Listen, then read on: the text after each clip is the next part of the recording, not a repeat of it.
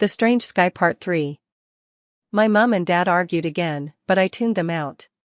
Fear clutched my heart so hard it hurt. I hoped someone, somewhere, would find a plausible explanation, or people would overcome their fear. Then, after that, we saw in our suburb a fight broke out between Christians and Muslims. Whose God was responsible, and why?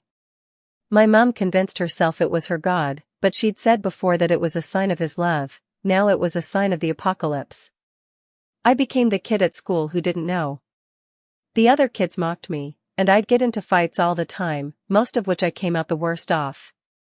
I was short and slight, and sometimes I'd get beaten on by more than one kid. It got so bad that my mum pulled me from school to be homeschooled.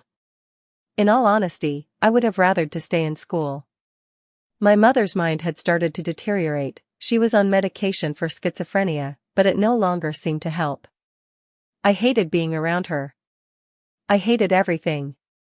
I hated walking down the street. Every few meters, someone held up a sign saying the end is near.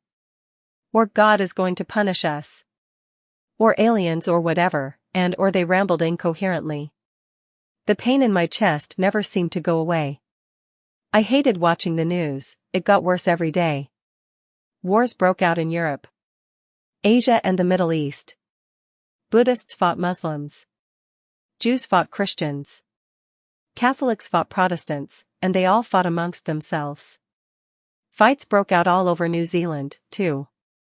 Riots in Wellington, Auckland, Christchurch and almost every town and suburb. After weeks and weeks of this, one night, my mother snapped, lost it. I was in my room when it happened. My parents were downstairs, in the kitchen, but I heard it. All of it.